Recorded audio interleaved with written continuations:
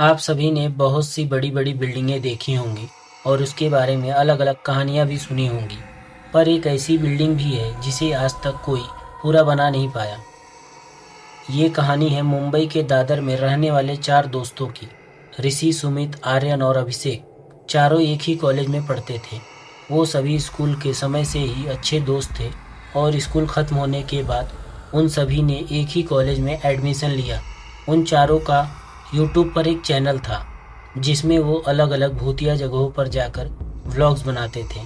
उन्हें 12वीं के बोर्ड्स खत्म होने के बाद छुट्टी मिली हुई थी, तो वो सभी कुछ दिनों के लिए छुट्टियां मनाने अपने परिवार के साथ महाबालेश्वर गए। वहां से आने के बाद उन्होंने सोचा कि क्यों न किसी भूतिया जगह पर जाकर ब्लॉग्स बनाया जाए। तो वो सभी इंटरनेट पर अलग-अलग जगह ढूंढने लगे। ढूंढते ढूंढते ऋषि को एक बिल्डिंग के बारे में पता चला जो मीरा रोड और दहिसर के बीच में थी।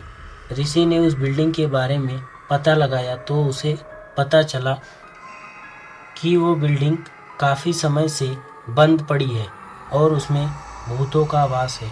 ऋषि ने सोचा कि ये सब ऐसे ही डराने के लिए लिखा होगा, तो उसने सभी को उस बिल्डिंग के बारे में बताया और उन्होंने तय किया कि वो वहीं जाएंगे।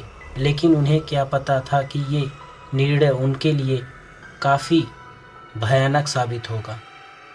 तो वो सभी दूसरे दिन वहाँ जाने के लिए निकल गए।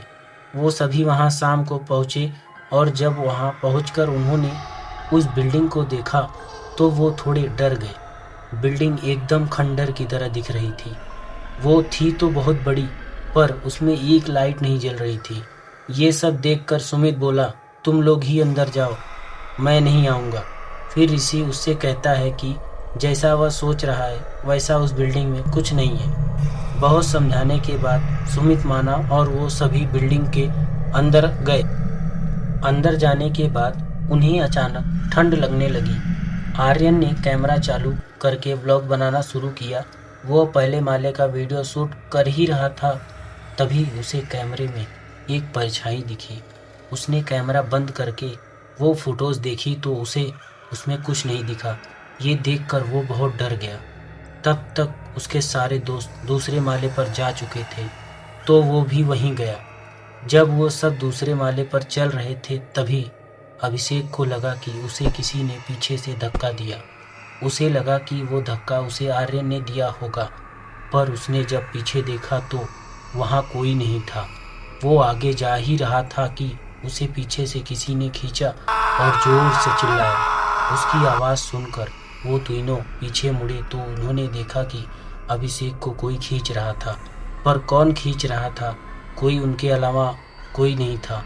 जैसे ही वो उसे बचाने गए, अभिषेक अंधेरे में कहीं गायब हो चुका था। अब वो तीनों काफ़ी डर गए थे।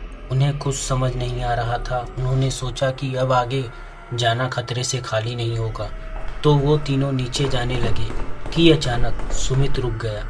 ऋषि और आर्यन आगे जा रहे थे, तभी उन्हें दीवार पर सर मारने की आवाज़ आई। उन्होंने मुड़कर देखा तो वो सुमित था।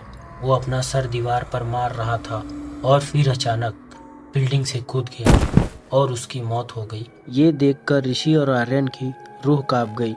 वो दोनों और तेजी से नीचे उतरने लगे। वो दोनों पहले माले पर पहुंच गए। वो भाग भाग कर थक गए थे, तो वो थोड़ी देर बैठ गए। वहीं बैठे हुए आर्यन ऋषि से कहने लगा कि हमने हमारे दोस्त को खो दिए, हमें यहाँ नहीं आना चाहिए था। ये कहते हुए वो रोने लगा। ऋषि ने उससे कहा कि ये समय बातें करने का नहीं है, हमें यहाँ से निकलना होगा। वो दोनों सीढ़ियों से ग्राउंड फ्लोर पर जा ही रहे थे कि तभी सुमित का पैर फिसला और वो सीढ़ियों से गिरते गिरते ग्राउंड फ्लोर पर जा गिरा। ऋषि भाग कर गया तो उसने देखा कि उसके सर से काफ़ी खून आ रहा था। ऋषि उसे उठाने जा रहा था, तभी सुमित ने कहा कि तुम चले जाओ, अब मैं नहीं बचूंगा। यहाँ जो आत्मा है उसने ही हमारे दोस्तों को मारा है। इतना कहकर वो मर गया और ऋषि रोते हुए वहाँ से बाहर आ गया। ऋषि ने सोचा कि क्यों उसने यहाँ आने की सोची। अगर वो यहाँ नहीं आया होता तो उसके दोस्त आज उसके साथ होते। तो दोस्तों, ये एक सच्ची कहानी है। इस बिल्डिंग के बारे में कहा जाता है कि जो भी इस बिल्डिंग में जाता है वो लौटकर वापस नहीं आता है। आपको कहानी कैसी लगी कमेंट करके बताइए, और वीडियो अच्छी लगी तो लाइक करें और चैनल को सब्सक्राइब करें। अपने दोस्तों के साथ शेयर करें। धन्यवाद।